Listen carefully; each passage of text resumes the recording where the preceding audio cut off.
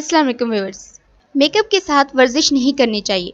Cosmetic से चेहरे के मसाम बंद हो जाते हैं। बहुत सी लड़कियां और ख़वातीन अपने चेहरे पर मुकम्मल मेकअप के साथ वर्जिश करती हैं और जिल्द पर इसके मनफी असरात और नताइज से वाकिफ नहीं।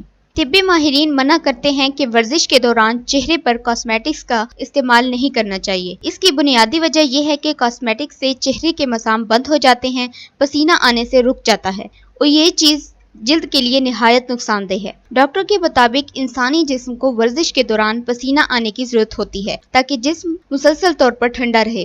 ताहम वर्जिश के दौरान जिल्द के मसाम खुलते हैं। इस पर मेकअप की तह की मौजूदगी में गैर जरूरी कसाफत बाहर नहीं आ पाती और मसाम पर गंदगी जमा होकर स्याह महासों की शक्ल इख्तियार कर लेती है।